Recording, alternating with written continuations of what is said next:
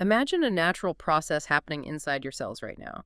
A fundamental cleanup and recycling system that could potentially reset your metabolism, maybe protect your brain, and possibly even help your body fight disease.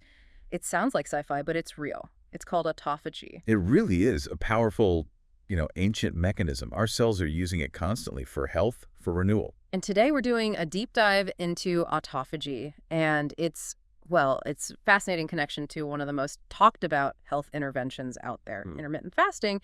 You've given us quite a stack of sources, articles, research papers, summaries from experts, all looking into the science, the health implications, and the practical side of IF and autophagy. Right. And our mission here is to unpack all of this for you, find those really crucial bits of knowledge, help you understand what's most important, and sort of sift through the hype versus the actual science. Okay, so let's just step back for a moment.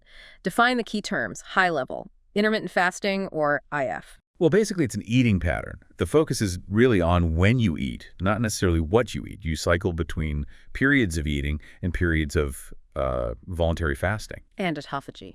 That amazing cellular process you mentioned. It literally means self-eating. Yeah. Yeah. It's your body's own sophisticated system for cleaning out the damaged stuff, the dysfunctional cell parts, and then recycling them. So the big question for this deep dive is, how does changing when you eat actually flip the switch, turn on this powerful cellular renewal? And what does the science really say about the health benefits? And maybe, are there any risks we need to think about? Okay, let's unpack this. Okay, so looking at the sources, intermittent fasting, IF, it's definitely more than just your typical diet focused on cutting calories. It's fundamentally about that cyclical pattern, right? Alternating eating and fasting. The main focus is the timing. And the core idea behind why that timing matters, well, according to the research, it seems to be this thing called metabolic switching. Exactly. When you go longer without eating, especially past the point where you've used up your quick energy, your glucose stores from food, well, your body needs to find energy somewhere else. So it switches fuel sources? Is that it? Precisely. It shifts from mainly burning glucose to burning stored fat. And this move gets you into a state using fat and ketones for energy. This kind of controlled stress, this period without nutrients, seems to be a key signal. It triggers a lot of beneficial cellular responses. It's interesting, though, while we're digging into the modern science, the practice itself is, well, it's ancient, isn't it? The sources mention Hippocrates, Paracelsus, even Benjamin Franklin advocating forms of fasting way back when. Yeah, it shows this sort of intuitive grasp or maybe just observation that came way before we understood the mechanisms. And practically speaking, while focusing on timing might feel easier for some people than tracking every single food item, it's absolutely crucial, and the sources stress this, that the quality of food you eat during your eating window, that matters a lot. Nutrient-dense whole foods are key. Okay, so we've got the metabolic switch from IF timing. Now, autophagy, that's self-eating. What exactly is going on inside our cells? Right, autophagy. From the Greek, autos for self, phagomai for eat. It's fundamental cellular housekeeping. Think of it like your internal recycling program and waste disposal crew all rolled into one. Its main job is finding and clearing out damaged, old, or just unnecessary stuff inside the cell. Keeps things running smoothly. So it's not just getting rid of trash, it's recycling too. Absolutely. It's quite complex. Starts with forming something called an autophagosome picture, like a tiny bubble with a double membrane inside the cell. These are built by specific proteins. The ATG proteins are key players here. And these bubbles, what do they do? They basically wrap around the stuff that needs to go. Could be damaged mitochondria, those are the cell's power plants, or maybe misfolded proteins that aren't doing their job, or just general cellular gunk. Once it's enclosed, this autophagosome fuses with another part called the lysosome. Ah, the lysosome, like the cell's stomach, full of enzymes. Kinda, yeah. Inside that combined structure, the enzymes get to work breaking down the contents into basic building blocks. Things like amino acids, fatty acids. And these building blocks don't get wasted, they go back into the cell. Exactly. Released back into the cell's main compartment, ready to be reused for building new, healthy components or just burned for energy. It's incredibly efficient. A true renewal system. The sources mention different types of autophagy. Is it all the same process? Not exactly. Macrophagy is the main one we've been talking about, the bulk cleanup, most studied. But there's also microautophagy, more direct engulfment by the lysosome, and then chaperone-mediated autophagy, CMA. That one's really selective, uses specific chaperone proteins to grab certain target proteins and deliver them. And I saw a note, maybe different IF protocols trigger these differently. That's a fascinating idea emerging from the research. It suggests that maybe the length or type of fast could trigger different kinds or depths of autophagy. Maybe shorter fasts kickstart macroautophagy, while longer ones might engage CMA or selective processes like mitophagy that's specifically clearing out damaged mitochondria. It's likely a tiered response. Okay, besides fasting, what else kicks off autophagy? Well, fasting and calorie restriction are definitely potent triggers, but other things too, like cellular stress, low oxygen, what's called ER stress when the protein-making machinery gets overloaded, or just having lots of damaged stuff accumulate. Exercise is another big one, and ketogenic diets too. So why is having this system working well so incredibly important? Oh, it's fundamental. It maintains cellular balance homeostasis, ensures proteins are folded right quality control, recycles the damaged bits, clears out aggregates that could become toxic, helps fight off pathogens inside the cell, and provides energy when resources are scarce. And its decline seems connected to aging. Unfortunately, yes.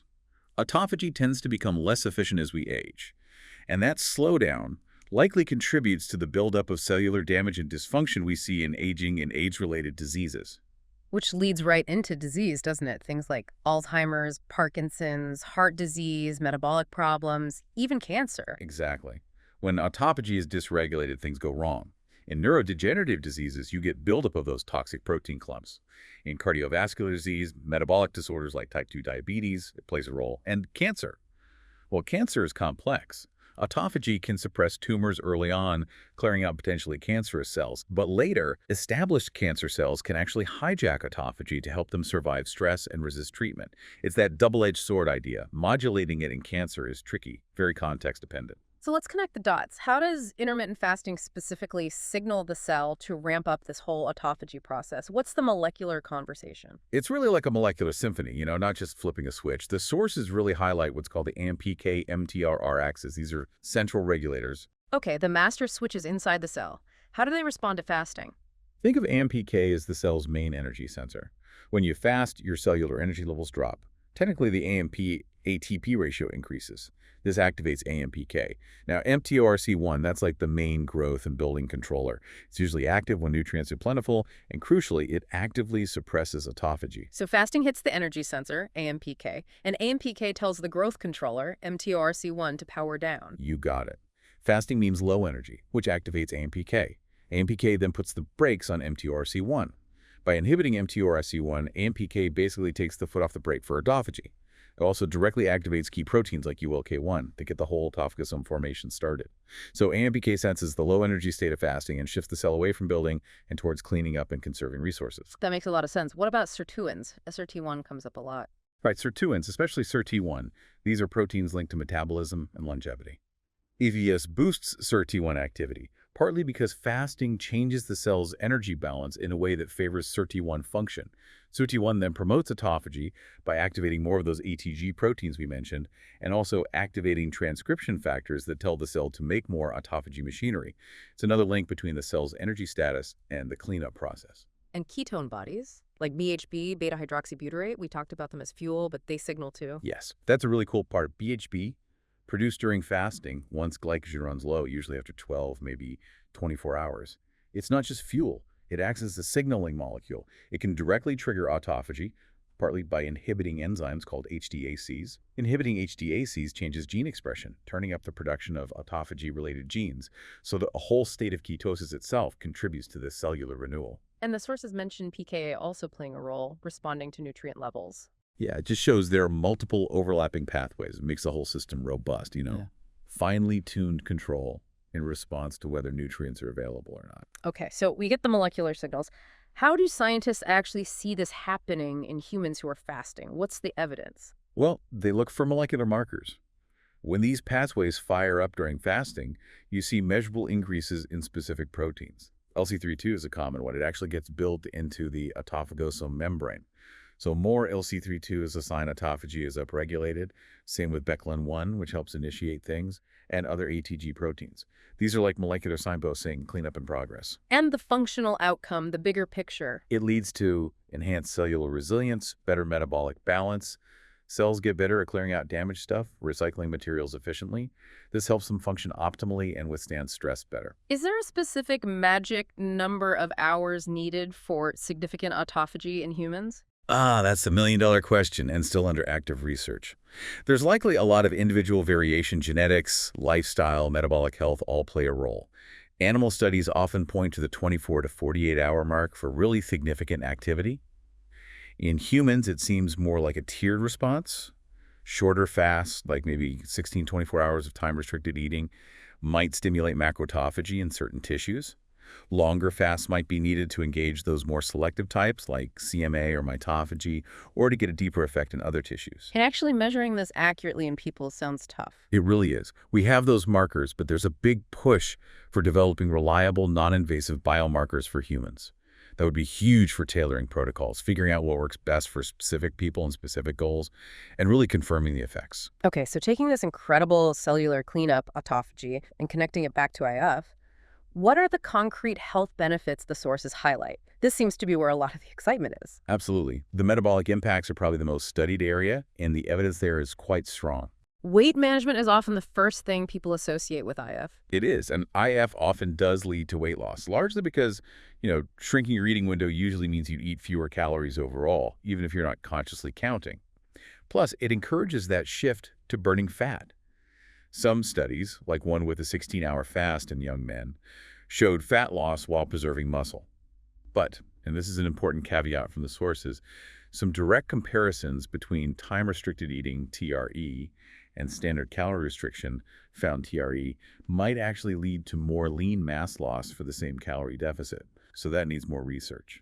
Protein intake and exercise during the eating window are probably key factors there. What about insulin sensitivity and blood sugar? That seems like a really consistent finding. Yes, that's one of the most robust benefits reported across many studies. IFTF generally improves insulin sensitivity, meaning your cells respond better to insulin, and it lowers the levels of insulin circulating in your blood. Really fundamental for metabolic health. And this is where that ETRF study, early time-restricted feeding, comes in, right? That finding was striking. It really was. That study showed that eating within an early window, finishing dinner by maybe 3 p.m., improved insulin sensitivity and the function of pancreatic beta cells in men with prediabetes. And the kicker was, it did this without them losing any weight. That's huge. It suggests the benefits aren't just a side effect of weight loss. The fasting period itself, the timing, seems to drive direct metabolic improvements. Exactly. It broadens the potential applications, maybe even for people who are lean but still dealing with insulin resistance. And for people actually diagnosed with type 2 diabetes. The potential there is substantial. FERF protocols consistently help lower fasting glucose and reduce insulin resistance. But what's really compelling is the evidence from certain specific, structured protocols suggesting they can lead to T2DM remission. You mean actually reversing it, getting off meds? Essentially, yes. Yeah. Achieving normal blood sugar levels without needing medication. The CMNT study is a key example here. They reported a 55% remission rate, HbA1c, below 6.5% for over a year, off all meds, and almost 90% reduced their medication use significantly. That's incredible. And it wasn't just for newly diagnosed people. That's another critical point from that study. It challenged the idea that remission was only possible very early on. Many participants had diabetes for over 6 years. Plus, they saw huge reductions in medication costs. Big implications. But it's not like any IF approach guarantees this for diabetes, right? The picture is a bit mixed overall. Correct. Broader meta-analyses looking at all sorts of IF methods haven't always found a significant difference compared to controls for HbA1c or fasting glucose across the board. It really highlights that the specific protocol matters immensely. Those highly structured, supervised approaches, like in CMNT, seem necessary for achieving dramatic results like remission compared to more casual IF. What about cholesterol, triglycerides, the lipid profiles? Also generally associated with improvements, which is important for heart health. If EVE can lower LDL, the bad cholesterol, and triglycerides and sometimes raise HDL, the good cholesterol. Studies on alternate day fasting showed significant reductions, but results could be mixed. That ETRF study didn't change HDL or LDL much and saw higher morning triglycerides, probably because of the longer fast before the test. Some reviews suggest that changes in lipids might be smaller compared to the insulin benefits. And even the gut microbiome is involved. Yeah, that's an emerging area. IFEV seems to restructure the gut bacteria. Animal models show boosts in beneficial bugs like Akkermansia, decreases in others. It also changes bile acids. And these gut changes seem linked to improved insulin resistance in obese mice. It suggests some benefits might come via that gut-brain connection and microbial metabolites. Opens up ideas for combining IF with things like probiotics or fiber. So table 1 in the sources kind of summarizes this. Strong evidence for weight BMI, insulin sensitivity, fasting insulin. Mixed to strong for HbA1c and fasting glucose, depending on the protocol. And more moderate or mixed results for lipids. Yeah, it gives a good sense of where the evidence is strongest on the metabolic front. Okay, let's pivot to cardiovascular health. The sources paint a more complex picture here. Benefits, yes, but also some caveats and recent debate. It is definitely more nuanced. On the plus side, ETRF is linked to improvements in several classic cardiovascular risk factors. Like blood pressure. Yes, multiple sources mention better blood pressure. That ETRF study again showed significant drops in both systolic and diastolic pressure, importantly, without weight loss. Other studies also report decreases. And the better lipids, lower inflammation markers like CRP, less oxidative stress, those all help the heart. They do. A lot of that is tied to the weight loss and metabolic improvements IF can bring. But that ETRF blood pressure finding is interesting because it suggests direct effects from the fasting itself, beyond just weight. Okay, so where do the complications or mixed findings come in? Well, one key point is comparing IF directly to standard continuous calorie restriction, or CR. Many trials find that while IF works for weight loss and improving risk factors, it's often not significantly better than just cutting calories daily, provided the total calorie deficit is the same. This implies that for some outcomes, just eating fewer calories is the main driver, not necessarily the fasting pattern. And this brings us to that controversial preliminary report from the AHA meeting in 2024. Meets careful handling, right? Extremely careful handling. Yes, this was a preliminary report based on observational data from the NARISHANE survey. Crucially, not peer-reviewed yet. It suggested a correlation between eating in a window of 8 hours or less per day and a shocking 91% higher risk of death from cardiovascular disease compared to eating over 12-16 hours. It also noted higher risk for those with existing heart disease or cancer. Wow, 91% higher risk sounds terrifying, but you stressed caution. Absolutely critical. Observational studies like this can only show associations. They cannot prove cause and effect. There could be many other factors confounding variables that explain this link. Maybe people eating in very short windows had other unhealthy habits or were already sicker. We don't know from this type of study. This finding is a signal flare. It means we need rigorous controlled research to see if this is real or not. It is absolutely not definitive proof that short TRE windows cause cardiovascular harm at this point. It's a question that needs answering, not an answer itself. Okay, that context is vital. Any other potential cardiovascular concerns raised? One study noted increased blood pressure variability during IF, especially with patterns like early morning eating during Ramadan. High BPV is an independent risk factor. There's also that potential concern about losing lean muscle mass, which isn't great for long-term cardiovascular health either. And the timing relative to our body clock chrononutrition. Increasingly important. If patterns that involve skipping breakfast or eating very late seem linked to less favorable cardiovascular markers and can disrupt our natural circadian rhythms, affecting hormones like cortisol and glucose control. In contrast, that early TRF pattern seems to align better with our biology and showed positive effects. So how you do IF matters from this perspective too. And the food quality point again. Always comes back to that. If the flexibility of IF leads someone to just eat junk food during their window reward eating, it can totally undermine any benefits, potentially raise LDL and increase CV risk. So wrapping up the cardiovascular picture, it's complex.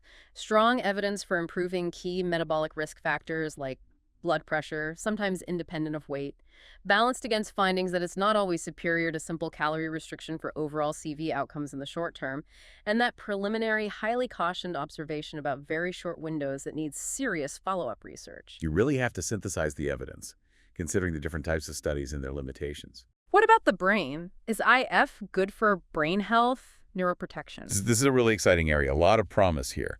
The potential benefits include protecting the brain, boosting cognitive function, and maybe slowing down age-related decline or neurodegenerative diseases. And the mechanisms tie back to things we've already discussed. Absolutely. Autophagy gets ramped up in brain cells by IF. That's huge because it helps clear out damaged stuff and those toxic protein aggregates like amyloid beta in Alzheimer's, alpha-synuclein in Parkinson's. And BDNF, brain-derived neurotrophic factor, I hear that a lot. IF consistently increases BDNF levels. Think of BDNF as miracle grow for your brain cells. It's vital for neuron survival, growth, making new neurons, neurogenesis, forming new connections, synaptogenesis, and brain plasticity, all fundamental for learning and memory. The metabolic switch helps the brain too. Yes. Ketones, like BHB, provide an alternative fuel source, potentially more efficient, especially if glucose metabolism is impaired, like sometimes happens in aging or disease. And BHB isn't just fuel, it's a signaling molecule that improves stress resistance in neurons. This metabolic flexibility is a big plus for the brain. Plus the benefits of reduced oxidative stress and inflammation, major players in brain aging. Exactly. And improved insulin sensitivity is key too, since brain insulin resistance is linked to cognitive problems and Alzheimer's risk. So all these things work together to potentially improve how our brains function. The preclinical animal studies are quite strong, showing improved memory and cognition. Human studies are earlier stage, but showing promise for things like verbal memory in adults and potentially helping learning, mood, and overall cognition. And specifically for diseases like Alzheimer's and Parkinson's. It's a key area of investigation. Preclinical AD models show IF improves cognition, reduces plaques.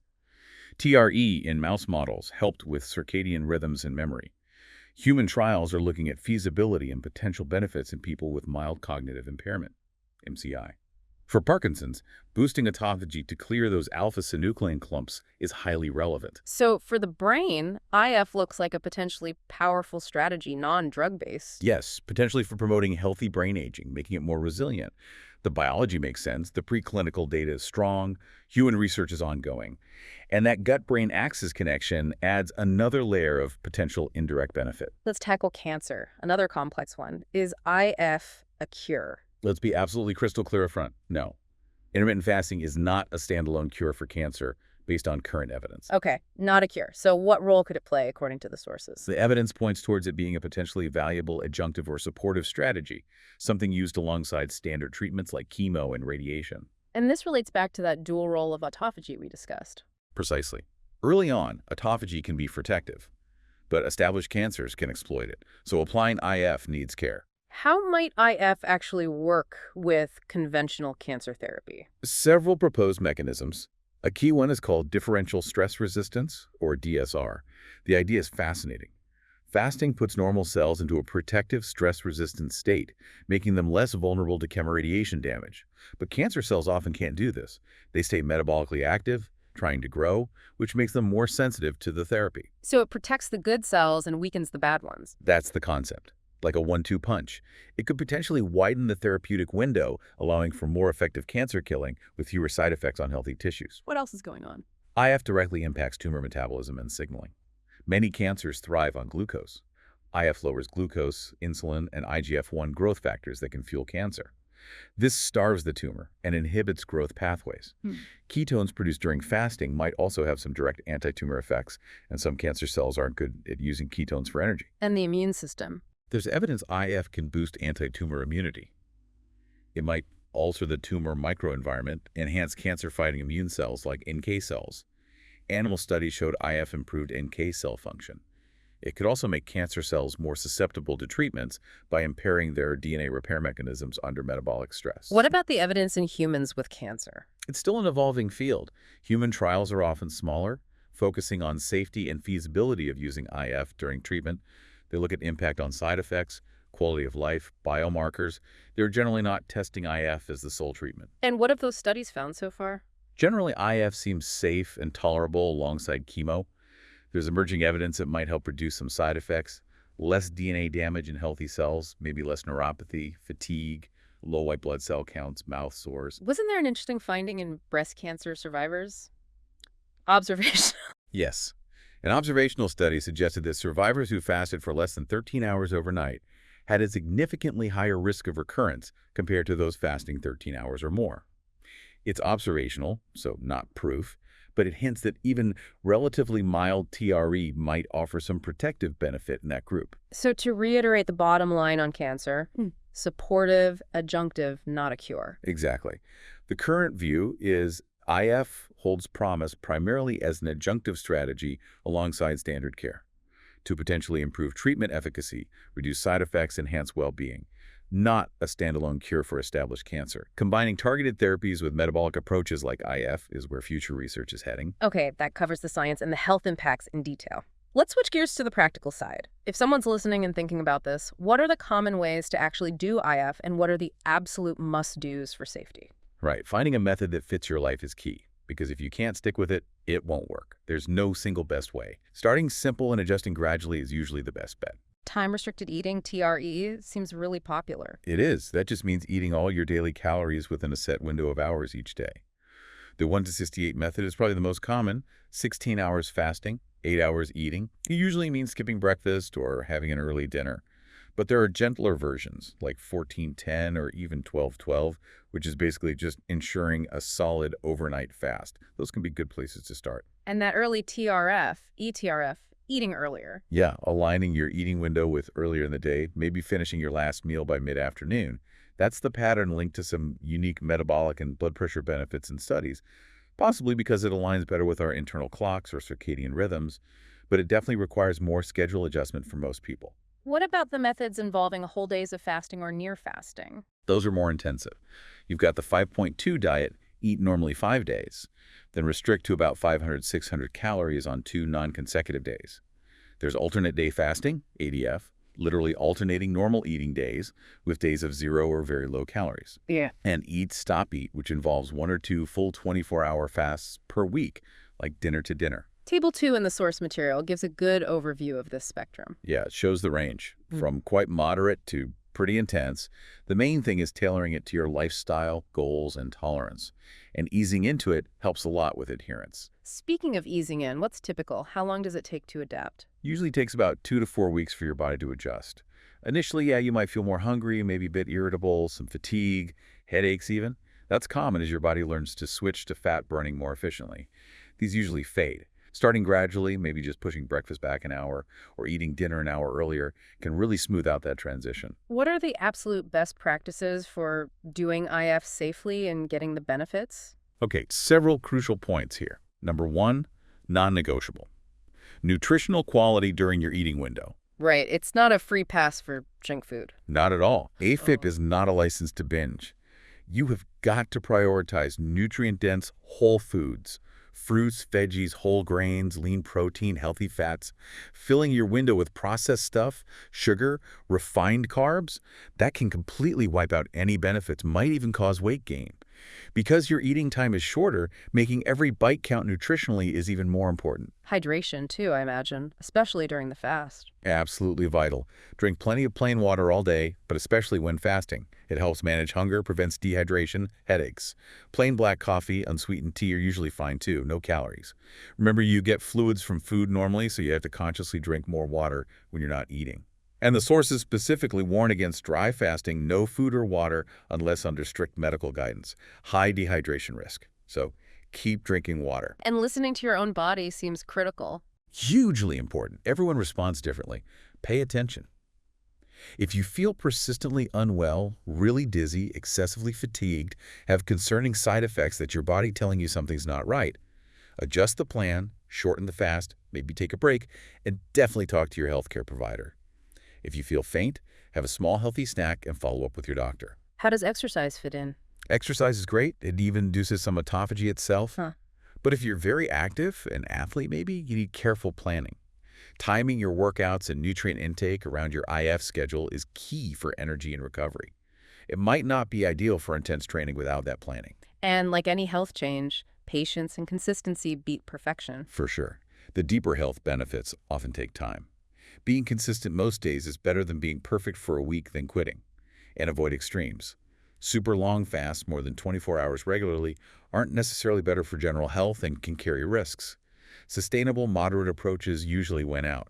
Some research even suggests very long fasts could make the body more likely to store fat later. So let's circle back to specific diseases. Beyond general metabolic health, where does IF show the most solid therapeutic potential according to the sources?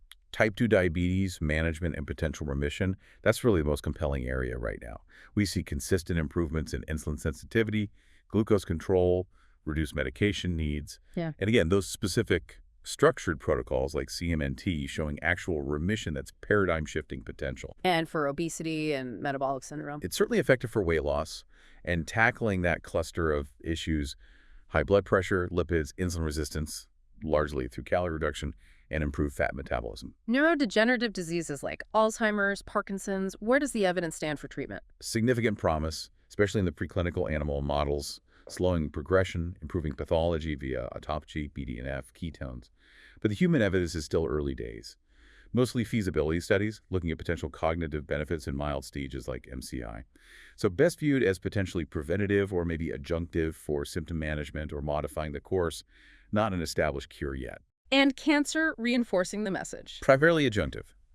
Potential to boost standard treatments, reduce side effects via DSR, metabolic changes, immune effects, not a standalone cure. The sources also touch on preliminary hints for other conditions, IBD, asthma, arrhythmias, hot flashes, maybe even reducing surgical damage in animals. Yes, it suggests the broad metabolic and cellular effects could have wide relevance. But the data for these is much less extensive compared to the big areas like metabolic disease or neurodegeneration. The impact really varies. T2DM remission is tangible. Neurodegeneration is more about potential flowing or symptom help. Cancer is supportive. Understanding these distinctions is key for expectations. Which brings us right to that cure concept. Can I cure these chronic diseases? Based on everything we have now, no. Cure means complete, permanent eradication. The evidence just doesn't support that for most established chronic diseases like cancer or advanced Alzheimer's. So better words are remission, like in T2DM, management, risk reduction, supportive therapy. Exactly. And those outcomes are still incredibly valuable, potentially life-changing for many people. What are the main research limitations holding things back from cure status, and what's needed next? Several big ones. Translating findings from animals to humans isn't always straightforward. Human studies are often smaller, shorter, use specific groups. We lack large, long-term data on diverse people looking at major outcomes like heart attacks or mortality. And all the different IF protocols make comparisons hard. Definitely. Lack of standardization is a challenge. Plus, we still need those better, non-invasive biomarkers for humans to really track what's happening metabolically and with autophagy. And the full long-term effects, decades of IF, just aren't known yet. So future research needs to tackle these. Yep. We need large, long-term, well-controlled human trials in diverse populations looking at those hard clinical endpoints, head-to-head comparisons of different IF protocols, studies combining IF with exercise, specific diets, maybe drugs. And the ultimate goal seems to be personalization. That's the dream. Tailoring IF based on someone's genetics, metabolism, microbiome, lifestyle goals, that requires developing those biomarkers and really understanding individual responses to maximize benefits and minimize any risks. Oh, it sounds like IF's potential might even touch on aging itself. It could, because the mechanisms autophagy, stress resistance, inflammation control, metabolic health, target core aging processes. So IS is definitely being explored as a strategy for improving health span of the who's lived in good health and maybe even longevity. And that systemic impact you mentioned, changing meal timing, affects so many systems. That interconnectedness is really striking. Improve insulin sensitivity, you help the heart and brain. Boost autophagy, you impact metabolism, neurodegeneration, maybe cancer response. It's powerful. So while the science is super promising, especially metabolically, with exciting hints for brain health and cancer support, there are still hurdles: standardization, long-term data, clear communication, and crucially, knowing who shouldn't do it. Absolutely. And that brings us to maybe the most critical point. Intermittent fasting is not for everyone. Knowing who needs to be cautious is paramount. Yes, this is probably the single most important practical takeaway. You must talk to a healthcare professional before starting IF, period. Non-negotiable. Absolutely. There are clear contraindications, groups where IF is just not appropriate or needs extreme caution and strict medical oversight. Who should definitely avoid it. Pregnant or breastfeeding women, full stop. Nutrient and calorie needs are too high and critical. Also, children and adolescents under 18. They're still growing and developing. And a major red flag mentioned in the sources: history of eating disorders. Yes, extremely important. The focus on restriction and timing in IF can very easily trigger or worsen disordered eating thoughts and behaviors in anyone with a history of anorexia, bulimia, binge eating, etc. The sources highlight a concerning link between IF practice and eating disorder psychopathology. It needs careful screening. What about type 1 diabetes, particularly insulin dependent? Very high risk. Needs extreme caution, likely should be avoided unless under highly specialized medical management. Risk of severe low blood sugar, hypoglycemia, is significant if insulin isn't expertly adjusted. Safety data is lacking. And remember, type 2 diabetics on certain meds, especially insulin, also need close supervision and adjustments. People who are underweight. Should also avoid IF. Risk of further weight loss and malnutrition. Older adults, especially if frail or losing muscle. Caution is definitely wise. We talked about potential lean mass loss with some IF types, which can be really detrimental for older adults, increasing risks of falls, frailty, sarcopenia. Also, people with certain active medical issues, kidney stones, severe GERD, some digestive disorders might find IF make symptoms worse. And anyone on meds for blood pressure, heart conditions, or diabetes needs medical monitoring and potential dose adjustments. Big risks of blood sugar or blood pressure dropping too low otherwise. Athletes are very active people. Not necessarily ruled out, but needs careful planning. Scheduling IF around training, ensuring adequate fueling and recovery is crucial. Might not be optimal without that detailed strategy. And the sources mention women under high stress, sleep-deprived, or maybe chronically undereating. Yes, some experts suggest adding IF might be an additional stressor in those cases. Research specifically in women is less extensive, and there are reports of potential menstrual cycle changes showing hormonal sensitivity to energy shifts. Needs more study. Table 3 in the source material lists these groups clearly, a vital checklist. It really drives home that IF, despite the buzz, isn't a universal fix. Which circles right back to why talking to a healthcare professional isn't just a good idea. It's the essential first step for anyone thinking about this. Absolutely. They assess your specific health situation, history, meds, to see if it is even appropriate or safe for you. And manage those medication adjustments. Critically important. Blood sugar and blood pressure can change significantly with IF. Meds must be managed by a doctor to prevent dangerous lows. Cannot stress that enough. Medical supervision is key. Plus, they can help personalize the plan. Right. Help choose a suitable protocol, guide safe implementation, monitor for issues, and a registered dietitian is invaluable for ensuring you get adequate nutrition in your eating window, preventing deficiencies. They act as informed guides through the science for your situation. Exactly, helping weigh the pros and cons for your health profile, keeping up with this fast-moving field. Wow. Okay, what a journey.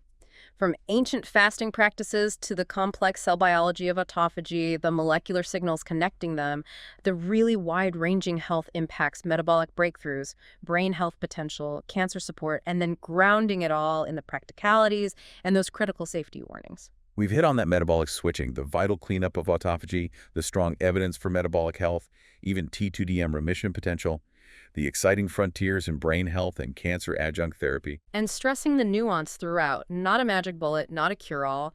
Effectiveness and safety really depend on the person and the protocol. And hammering home, absolutely crucially, who should not do IF: pregnant, breastfeeding, history of eating disorders, type 1 diabetes, others, and the non-negotiable need to talk to a healthcare professional before starting anything. The science is clearly still evolving fast, pushing towards personalization. Huge potential for future understanding and application. So what does this all mean for you listening right now? Here's a final thought to chew on. Our bodies have this ancient built-in renewal system, autophagy, naturally switched on by periods without food.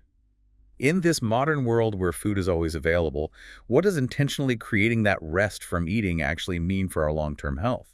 And given how much individual responses vary, could understanding your unique biology be the key to finding the optimal timing for you?